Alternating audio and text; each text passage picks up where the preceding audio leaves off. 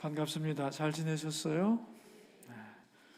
우리 4장 제목이 뭐예요? 마음의 구조와 지향점. 마음은 어떻게 구조, 모양새가 어떠냐 하는 거고, 지향점은 무엇을 향하고 있는가, 무엇을 의도하고 있는가 하는 거예요. 마음은 무엇을 의도하고 있는가, 그 구조가 무엇을 향하고 있는가, 그게 지향점입니다. 그래서 부제가 나와 있죠. 내 마음의 지성소에는 하나님만 계시는가. 이게 이제 사과의 핵심이고요. 성경 구절 꼭 읽으시고 우리 한번 읽어봅시다. 그럼 너희는 너희가 하나님의 성전인 것과 하나님의 성령이 너희 안에 계시는 것을 알지 못하느냐. 누구든지 하나님의 성전을 더럽히면 하나님이 그 사람을 멸하시리라. 하나님의 성전은 거룩하니 너희도 그러하니라. 우리가 하나님의 성전이라는 거죠. 우리의 마음이 특별히 하나님의 성전의 구조와 같다는 것이고, 그 우리 마음의 성전을 더럽히면 안 된다는 것이고, 성전, 즉 마음의 지성소에 하나님만 계신 것이 진정한 거룩이다, 그런 얘기입니다. 이런 개념을 가지시고 본문으로 들어가 보도록 합시다. 73페이지죠? 73페이지. 첫 번째 문단입니다. 어떤 건물을 보면 그 용도를 어느 정도 짐작할 수 있습니다. 특별히 건물의 구조를 잘 살펴보면 이 건물을 왜 지었는지 알 수 있다. 이게 학교 건물인지 식당 건물인지 교회 건물인지 구조 보면 알죠. 그리고 그 설계한 구조대로 그 건물을 사용하면 제일 효과적이다, 그런 얘기입니다. 학교 건물에서 식당 하는 것보다 식당을 염두에 두고 지향점을 식당에 두고 설계한 그 구조를 가지고 그 공간에서 식당을 하게 되면 제일 효과적이지 않겠느냐 하는 거예요. 건물도 그런데 우리 마음도 그렇다 이거예요. 마음에도 구조가 있다. 그리고 그렇게 구조를 만든 의도, 지향점이 있다. 그 마음을 그렇게 이해하고 그렇게 마음을 사용하게 되면 우리는 가장 효과적으로 마음을 다룰 수가 있는 거죠. 그래서 마음의 구조, 마음의 설계도를 오늘은 이제 배우는 거예요. 마음의 설계도란 말이 좀 생소한 말인데, 하나님은 우리 마음의 구조를 보여주기 위해서 성전의 구조를 그렇게 자세하게 설명을 하시고 그 안에 있는 기구들을 설명하시면서 이것이 우리 마음의 구조와 같다는 것을 아주 강조하고 있는 거죠. 자, 우리 세 번째 문단, 성경은 인간을 크게 셋으로 구분합니다. 영과 혼과 육입니다. 성경은 우리는 영과 혼과 육이라는 말을 자주 쓰는데 세상 사람들은 영과 혼과 육이라는 말을 안 쓰고 육체와 마음, 몸과 마음 이렇게 표현한다는 거예요. 그러면 마음은 도대체 뭐냐? 영이냐 혼이냐? 이렇게 할 때에 일반적으로 마음이라는 것은 영과 혼을 합한 개념으로 사용이 된다, 그런 얘기입니다. 그게 다음 페이지 74페이지 맨 위에 줄이에요. 넓은 의미로 마음은 영과 혼을 종합하는 개념이라고 생각하면 이해하기가 쉬울 것이다. 자, 그렇다면 이제 이 마음의 구조는 뭐냐? 성전의 구조와 같다. 마음 구조는 성전 구조이다. 하나님은 성전 구조를 가르치면서 우리의 마음 구조를 가르치신다. 자, 그러면은 세 번째 문단, 성전은 크게 세 부분으로 나누어져 있다고 그랬죠? 지극히 거룩한 공간인 지성소, 그리고 그 앞에 있는 성소, 마지막으로 성전 마당. 그죠? 그러니까 딱 성전에 들어가면 옛날에 성전 마당이 있고 텐트로 가려진 내부가 보이지 않는 천막이 하나 있을 뿐인 거죠. 그죠? 마당과 텐트만 있는 거예요. 근데 텐트를 딱 걷으면 그 속에 방이 두 개가 있는 거예요. 그죠? 성소와 지성소. 그러니까 우리 몸도 그렇다는 거예요. 겉으로 볼 땐 몸만 보여.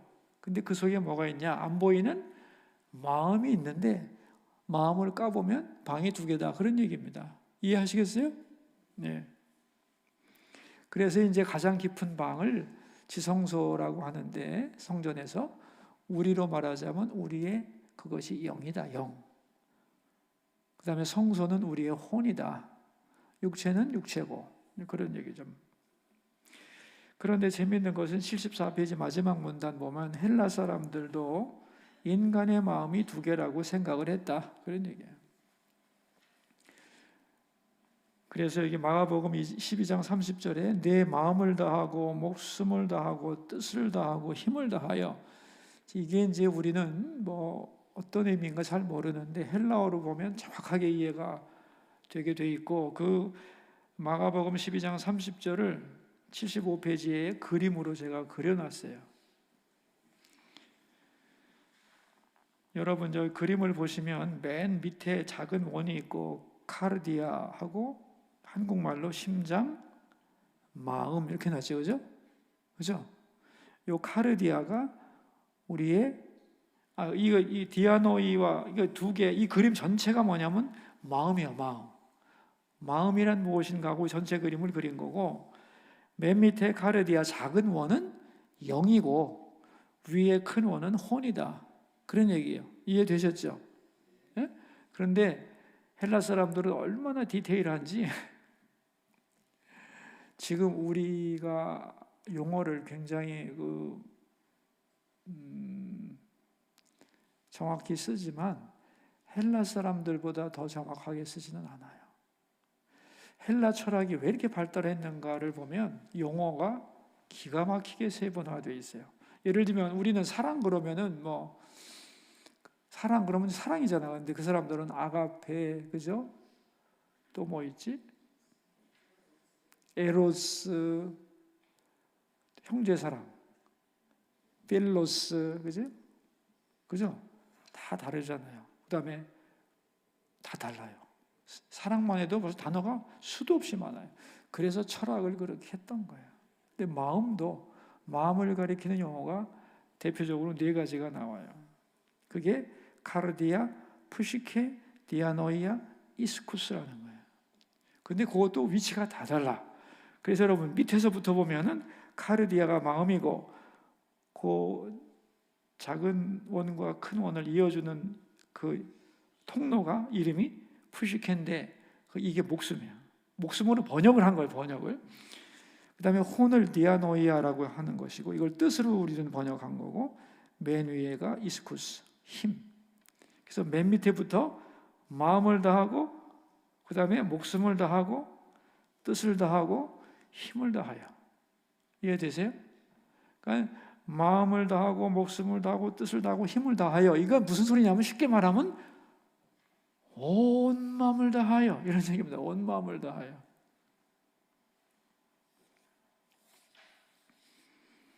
이게 지금 어디까지 한 얘기냐면 76페이지 첫 번째 문단 끝에 보면 이렇게 나와요. 그러니까 예수님이 말씀하신 내 마음을 다하고 목숨을 다하고 뜻을 다하고 힘을 다하여는 내 영과 혼의 모든 것을 다하여, 즉 너의 모든 것, 너의 온 마음을 다하여, 그런 뜻입니다.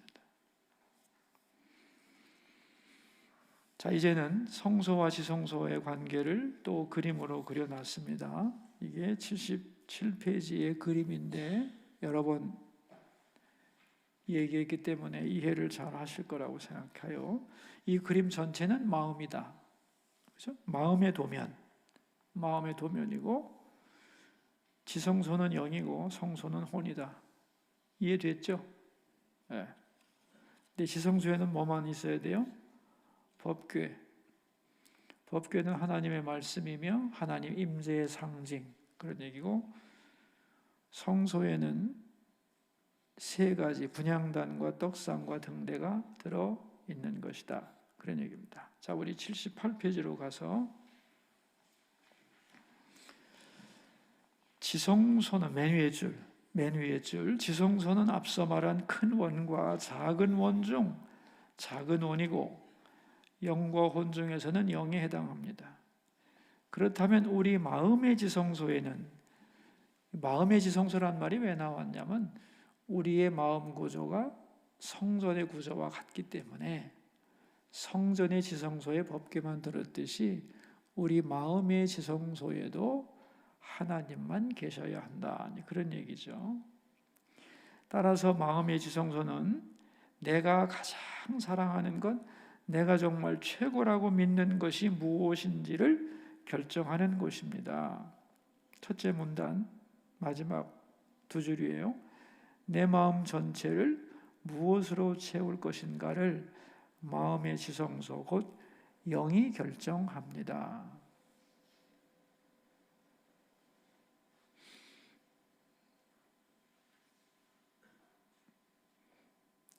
여러분의 마음의 지성소에는 이상적으로라면 모두 하나님의 백성이니까 하나님만 계셔야 하는데 하나님이 아니라 정말 내가 가장 좋아하는 것이 하나님 대신의 것이 들어가 있을 수 있는 거죠. 그죠? 다시 말하면 지성소에는 뭐가 들어가는 거냐? 거짓말 못하고 내가 정말로 원하는 것 딱 한 가지만 들어가게 돼 있어요. 두세 가지가 오사리 잡탕으로 함께 들어가는 게 아니고 내 마음의 지성소에는 하나밖에 못 들어가요. 그게 하나님이든 자식이든 돈이든 건강이든 뭐든지 명예든 하나밖에. 넘버 2는 의미가 없어요. 넘버 1만 중요한 거예요. 왜냐하면 성소에 있는 세 가지가 넘버 1에 꽂히는 거기 때문에. 그래서 마음의 지성소에는 내가 가장 가치 있는 것이 들어가는 거다. 자, 그 다음에 78페이지 두 번째 문단. 그렇다면 성소의 역할은 무엇인가요? 성소에는 세 가지가 들어가죠. 첫째가 분향단. 분향단은 기도를 상징하고 소원과 갈망을 의미하는 거다. 둘째 떡상은 먹고 배부른 것이고 만족을 의미하는 거다. 셋째 등대는 등잔 올려놓는 받침대인데 방법과 그죠? 판단을 의미한다. 그런 얘기예요. 우리 79페이지로 가서 첫 번째 문단 둘째 줄. 이 마음의 성소도, 마음의 지성소가 있으니까 마음의 성소도 있겠죠. 이 마음의 성소도 하는 일이 있습니다. 지성소가 선택한 것을 내 마음에 채우기 위해 지정의를 발휘해서 활동하는 곳이 성소입니다. 다시 말하면 성소의 역할은 지성소의 역할에 종속됩니다. 다시 말하면 지성소가 뭘 담았느냐에 따라서 성소는 그것을 갈망하고 그것으로 만족하고 그것을 얻는 방법을 추구하며 살아가는 것이다. 그런 얘기죠. 그러니까 그 사람은 어떤 사람이냐? 어떤 사람이 있다고 할 때 황명환이도 좋고 김 집사님도 좋고 오 권사님도 좋고 다 좋은데 그분의 그 사람은 어떤 존재냐면 영이 최고라고 생각한 그 가치를 지성소에 담고 마음의 지성소에 담고 그것을 향해 목마르게 달려가는 존재가 그 사람이라는 거예요. 이해되셨죠? 그죠? 인간은 간단하다. 그 영이 선택한 가치를 향하여 목말라 하는 존재다. 그런 뜻이에요. 우리 79페이지 두 번째 문단. 성소의 분향단, 떡상, 등대 그리고 지성소가 배치된 순서에도 이유가 있습니다. 우리 마음, 즉 우리 영과 혼의 구조와 지향점을 보여주는 것입니다. 성전의 지성소에는 법궤 딱 하나만 들어 있습니다. 이것은 마음의 지성소에도 역시 하나님만 계셔야 한다는 의미입니다. 그런데 여기서 잊지 말아야 할 것이 있습니다. 법궤 뚜껑을 속죄소라고 부르는데 인간의 죄를 속해주는 곳이 왜 가장 거룩한 지성소 안에 있을까요? 사실 죄는 번제단에서 사해집니다. 그런데 법궤 뚜껑을 속죄소라고 말한 이유는 지성소 안에 법궤 이외에 들어오는 것이 죄이기 때문에 그런 얘기예요. 그러니까 죄가 뭐냐? 우리는 다른 사람한테 나쁜 짓 하는 걸 죄라고 생각하지만 마음의 구조를 놓고 볼 때 우리 지성소에 들어오지 않아야 할 것이 들어온 게 죄인데, 그게 뭐냐?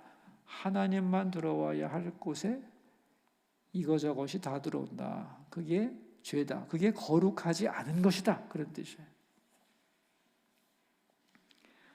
80페이지입니다. 둘째 줄. 나의 가장 깊은 영 속에는 하나님만 들어가 있어야 합니다. 맞죠?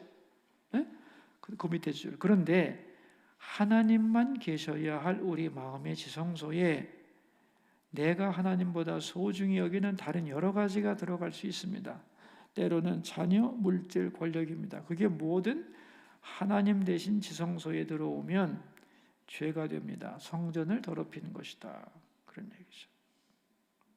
그 밑에 보면은 성전을 더럽히면 안 됩니다. 성전은 거룩해야 합니다. 우리 영 안에는 하나님만 계셔야 합니다. 우리의 주인은 오직 하나님뿐이어야 합니다. 이것이 거룩함입니다. 마지막 두 줄. 내 마음의 지성소에도 하나님만 계시는 것. 그것이 거룩이고 그것이 하나님이 원하시는 인간의 올바른 모습이다. 그러니까 여러분이 머릿속으로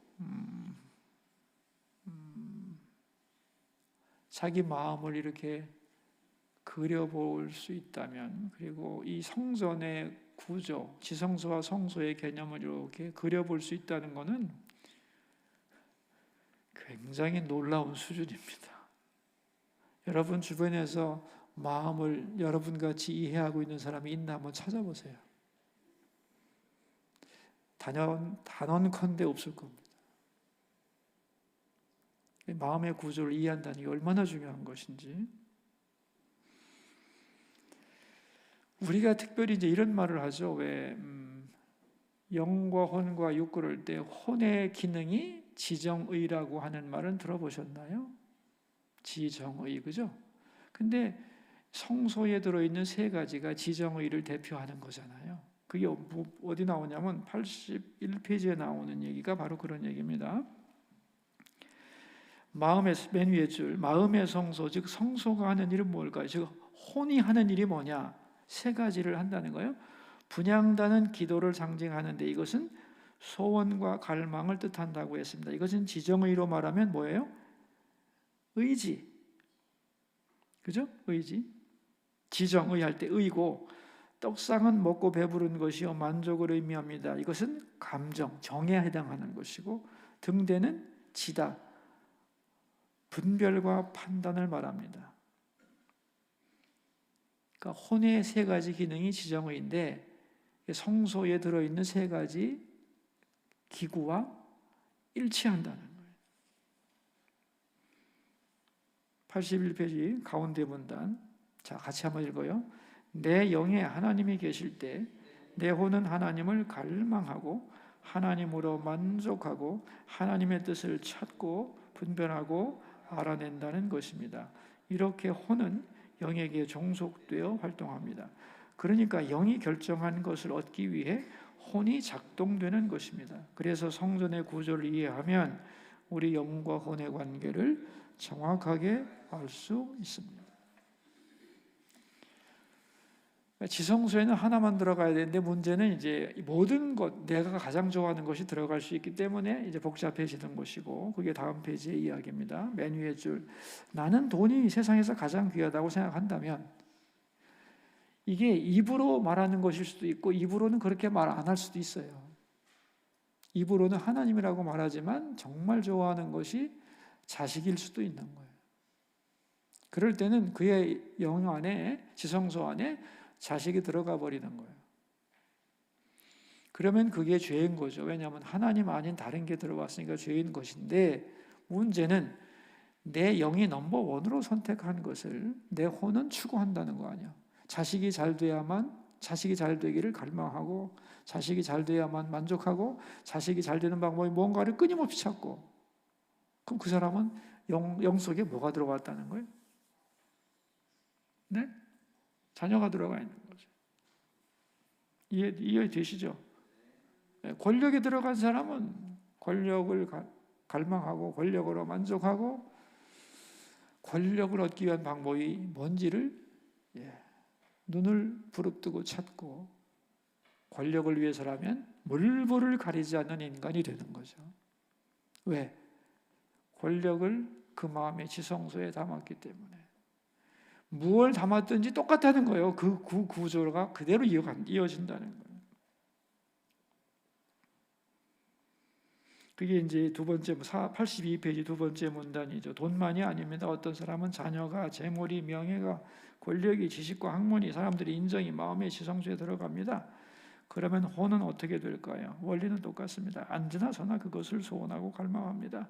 그것으로 만족하고 기뻐합니다. 그걸 얻으려면 어떻게 해야 되는지, 무엇이 도움이 될지 방법을 찾아내고 판단합니다. 그러니까 혼은 영이 선택한 것을 바라고 만족하고 그것을 얻기 위해 최선의 방법을 판단하고 찾아냅니다. 그것을 얻으려고 몸부림치는 것입니다. 자, 같이 읽어요. 그러니까 인간은 영이 선택한 것을 따라 살아가는 존재입니다. 이론을 얘기하다가 예화를 하나 들어줘야 되겠어서 아브라함 얘기했죠. 아브라함 마음속에는 하나님만 있었죠. 하나님이 좋은 선물을 하나 줬죠. 이삭이라고 하는. 근데 키우다 보니까 이삭이 너무 좋은 거야. 얘만 보면 그냥 얼굴에 웃음꽃이 피는 거예요. 아브라함은 그러면서도 제사 지내니까 자기는 하나님을 사랑한다고 생각한 거죠. 근데 하나님이 보실 때는 하나님보다 이삭을 아브라함이 더 좋아하는 거죠. 이삭이 아브라함의 영 속에 들어간 거예요. 참. 번제로 드려라.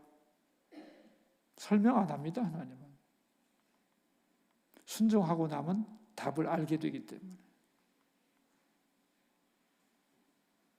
하나님이 이삭을 죽이는 게 목적이 아니잖아요. 그래서 안 죽였잖아요. 아브라함의 마음속에서 빼버렸잖아요. 하나님의 선물일 뿐이구나. 그래서 하나님 뭐라고 그래요? 이제야 네가 나를 공경하는 줄 알았다 그러잖아요. 네 마음속에서 자식을 빼버리고 하나님만을 네 마음속에 담은 것 인정한다는 거예요.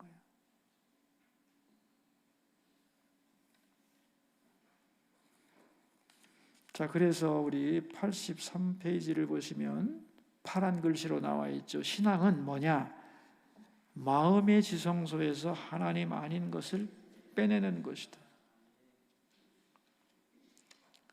근데 이게 빼내기가 쉽겠어요? 쉽지 않은 이유는 내가 가장 좋아하는 걸 담았기 때문에 가장 좋아하는 걸 떼내는 게 무지하게 어렵죠. 그래서 신앙, 영적 전쟁의 본질이 이거라는 거예요. 그리고 이걸 빼낸 작업이 고난이라는 거예요. 고난. 대부분의 경우에 고난은 간혹 예외도 있지만 대부분의 고난은 내가 가장 좋아하는 것을 그런 가치가 없는 것을 깨닫게 함으로써 내 영으로부터 빼내고 하나님을 담으려고 하는 은혜예요. 그래서 여기 84페이지 둘째 문단, 어떤 사람이 돈을 최고의 가치로 여기며 살아왔습니다. 그가 돈이 최고의 가치가 아니라는 것을 알려면 돈 문제가 생겨야 된다. 그래서 돈이 다가 아니구나, 자식이 다가 아니구나, 권력이 다가 아니구나 하고 깨달아야 되는데 이게 얼마나 아프냐는 거예요. 그러나 하나님은 빼내기를 원한다는 거예요. 그 밑에 문단은 왜 하나님은 그렇게 잔인하냐? 내가 가장 좋아하는 걸 빼버리려고 하느냐? 그래야만 하나님과의 관계가 올바르게 되기 때문에, 하나님을 소유할 수 있기 때문에, 하나님과 영원히 함께할 수 있기 때문에. 찬송가 중에 이런 찬송이죠. 내 진정 소원이 내 구주 예수를 더욱 더욱. 여기서 더욱 사랑이라는 말이 무슨 말이에요? 내가 가장 좋아하는 것보다 더욱 사랑이에요. 그러니까 마음의 지성소에 하나님 한 분만 넣기를 원하는 게 이 노래예요. 진정 소원이. 근데 이게 굉장히 비장한 노래입니다, 여러분. 형식적인 소원이 아니잖아요. 진정한 소원이잖아요. 내 구주 예수를 내가 좋아하는 이 세상의 모든 것보다 더 사랑하기 원합니다. 그거 아니에요. 근데 여러분 보세요. 어떤 사람이 천국에 가겠냐 이거예요. 내 마음에 진정 하나님보다 더 좋아하는 게 있으면 갈 수가 없지. 그렇잖아요. 그래서 이 세상의 삶의 과제가 그거라니까. 이 세상에 있는 모든 것보다 하나님 좋아하기. 아니에요? 저 예수 믿습니다라고 입으로만 고백한다고 천당 간다고 생각하면 큰 오산입니다. 이게 학문 용어로는 믿음주의라는 거야. 저 예수 믿습니다. 구원받은 줄로 믿습니다. 아무리 해도 못 가요. 미안한데. 다 속는 거예요, 지금. 그래서 교회가 개혁돼야 된다는 거, 내가 볼 때. 이게 큰일 났다. 다 속고 있는 거다, 지금. 내가 사랑하는, 이 세상에 사랑하는 모든 것보다 더욱 하나님을 사랑하는 거예요. 성전을 멸하신다고 그랬잖아요. 들어온 거 들어오면. 아니, 이게 논리적으로 아주 정확하다고 생각합니다. 영원히 하나님과 살려면 이 땅에 하나님이 선물로 주셨던 그 모든 것보다 하나님 자신을 더 사랑해야 영원히 같이 사는 거지. 다른 걸 사랑하는 사람이 어떻게 하나님과 영원히 살겠어요? 그거하고 함께 가야지. 근데 그게 영원한 게 아니잖아요. 그러니까 망하는 거죠. 여러분 분명하게 이해하셔야 돼요. 복음을.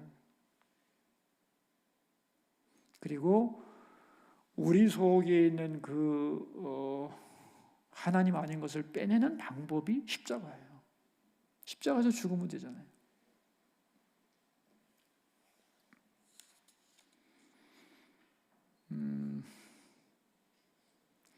우리 84페이지 맨 밑에 줄, 구약에서 말하는 성전의 역할과 내용이 간단하다고 생각을 했는데 간단한 것이 아니더라는 거죠.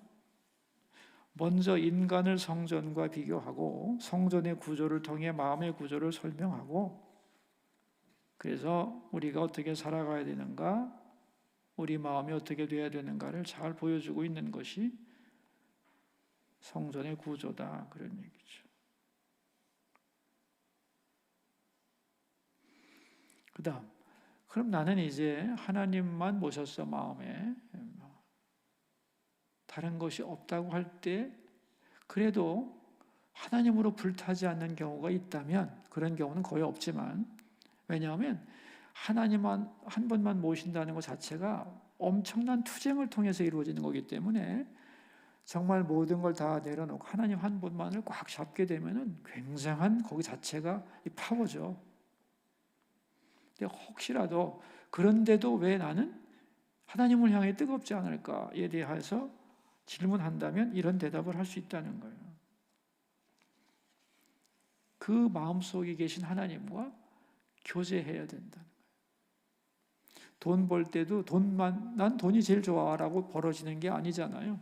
그래서 우리 86페이지를 보면 맨 위에 줄에 돈을 벌려면 돈과 교제하고 사귀는 시간이 길어야 합니다. 평생 돈 벌기 위해 얼마나 많은 시간을 투자합니까?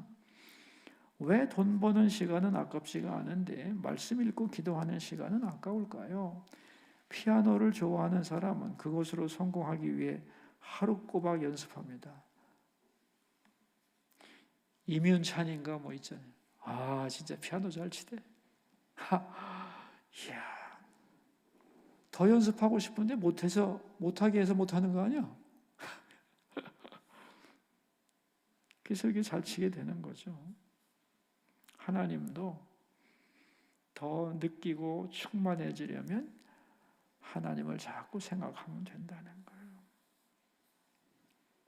우리 86페이지 세 번째 문단, 하나님은 우리 마음의 구조를 왜 이렇게 만들어 놓으셨을까요? 우리 영이 하나님만 사랑해야 인간으로서 기능할 수 있죠. 즉 올바른 인간이 되기 때문에.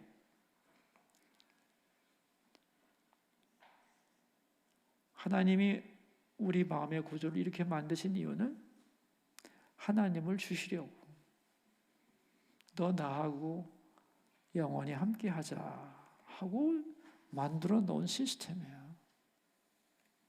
그래서 우리 인간의 마음은 기가 막힌 거예요. 내가 네 마음에 들어가서 너하고 영원히 함께 살려고, 그러니까 너 나 아닌 거 다 빼버려. 응? 그리고 나만 너. 그러면 내가 다 준다는 거 아니야. 그러니까 우리는 하나님을 사랑해야 되는데 하나님이 준 선물을 사랑하다가 선물을 주신 분을 잊어버리는 오류를 범하는 거죠. 이 어리석은 거죠. 자, 우리 87페이지. 내 마음의 지성소에 있는 법궤와 성소에 있는 세 가지 물건 상태가 어떤지 보입니까? 여러분의 마음을 읽어보라는 거예요. 잘 안 되겠지만 읽으실 겁니다. 이것이 보이면 내 영이 건강한지 아닌지 알 수 있습니다. 내 영과 혼의 관계를 이해하면 우리가 무엇을 지향점으로 삼아야 할지 알 수 있다. 내 영 안에 하나님만 모시고 사는 것, 그것이 우리가 나가야 할 지향점입니다. 자, 우리 문제 풉시다. 89페이지 1번, 성전의 구조를 설명해 보세요. 밖에는 성전 마당이 있고 성막이 하나 보이죠. 텐트가 하나 보이죠. 그죠? 근데 텐트를 싹 걷으면 성소와 지성소로 구분이 되는 거예요. 그죠? 자, 그렇다면 성전 마당은 보이는 육체, 우리 몸이고, 성소와 지성소를 합한 것이 마음이고, 그죠? 마음을 들춰보면 두 개가 있는데, 혼, 즉 성소에는 분향단, 떡상 등대, 지정의가 있는 곳이고, 지성소는 법궤인데 거기 하나님 한 분만 계셔야 된다는 거 아니에요. 그죠? 자기가 가장 사랑하는 가치를 담는 곳이 지성소고, 성소는 거기에 종속되어서 그것을 위한 지정의가 작동되는 곳이다. 그런 얘기죠. 2번, 마음의 지성소에 계셔야 하는 분은 누구인가요? 하나님 한 분만 계셔야지. 그 외에 다른 것이 들어가 있는 걸 뭐라고 하나요? 그거를 죄라고 하고, 오늘 본문에는 거룩하지 않은 것이지요. 근데 그 죄라고 하지만 그 자체가 나쁜 거냐? 나쁜 거 아니야. 그 자체는 굉장히 소중한 거. 예를 들면 돈이 들어가 있다. 돈이 나쁜 건가? 굉장히 소중하지. 근데 돈이 있어야 할 자리가 아니기 때문에 죄가 되는 거죠. 그래서 더러운 것이 되는 거예요. 제가 언젠가 설명한 것 같은데, 언제인지는 잘 기억이 안 나는데, 이 김치 국물이 맛있고 영양도 좋은 건데, 김치 그릇 안에 있으면 김치 국물이 떠먹을수록 좋지. 근데 이게 흰 와이셔츠에 묻어 있으면 그게 빨리 지워야 되는 거예요. 왜? 자기 위치가 아니기 때문에. 김치 국물이 나쁜 게 아니다는 거예요. 돈도 좋은 것이고, 자식도 좋은 것이고, 명예도 좋은 것이고, 권력도 좋은 것이지만 그게 네 영 속에 들어가면 안 된다는 거예요. 왜? 거기다 하나님만이 들어가야 할 자리인데. 세 번째, 우리 마음의 지향점은 무엇인가요? 이를 위해 우리는 어떤 노력을 해야 할까요? 마음의 지향점은 뭐냐면 지성소에 들어있는 것을 갈망하고 그것으로 만족하고 그것을 얻는 방법을 찾는 데 열중한다는 뜻 아니에요? 그러니까 우리 마음의 지향점은 궁극적으로는 하나님이고, 또 그 영 속에 들어있는 것을 추구하는 게 우리 마음의 지향점이라는 거예요. 마음의 의도, 하나님의 마음을 그렇게 만드심으로써 우리에게 원하시는 게 뭔가 그걸 이해하는 게 마음의 지향점이에요. 뭔지 알겠죠? 하나님을 모시고 그분을 갈망하고 그분으로 만족하고 하나님과 가까워지는 방법을 자꾸 찾으며 하나님과 연합하여 살아가는 것, 우리 마음의 지향점이에요.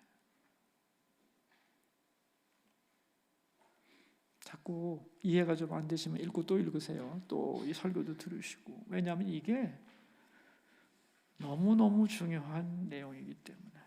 사실 저도 이거 잘 몰랐어요. 안 지가 한 3년 정도 되나? 나도 60 넘어 배운 거야. 처음 알고 싶었어요. 진짜. 그래서 깨달은 걸 나름대로 잘 설명을 해드렸으니 여러분도 잘 이해하시고 마음의 지향점이 뭔가를 알고 살아가면 영적인 사람이 될 거다 이렇게 생각합니다. 자, 우리 기도하고 마칠까요?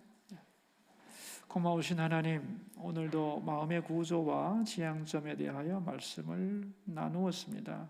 우리에게 네 마음이 이런 거야 라고 확실하게 보여주셔서 감사합니다.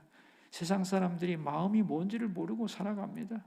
마음이 허하되나 마음이 아프되나 수많은 말을 하지만 그 마음이 무엇을 요구하고 있고 어떻게 해야 되는 것인지를 모르는 이 모호한 세대 속에서 하나님이 우리 마음을 왜 이렇게 만드셨는지 그 구조가 무엇인지를 말씀을 통해 잘 배워서 하나님이 원하시는 그 마음을 가지고 살아가는 하나님의 자녀들이 다 되게 해주시고 구역 모임 가질 때에 우리가 서로 느낀 것을 말하고 서로의 지식을 도와주고 서로의 믿음을 도와주고 서로의 이해를 북돋아주면서 더 잘 이해하고 더 잘 감동하고 더 많이 하나님께 영광 돌리는 그러한 모든 모임이 되도록 축복해 주옵소서. 우리 교구장님들, 구역장 권찰님들에게 날마다 새 은혜 부어주시기를 원하며 모이는 장소마다 주님이 임재하셔서 기쁨이 충만케 하옵소서. 예수님 이름으로 기도드립니다. 아멘. 수고하세요 여러분. 감사합니다.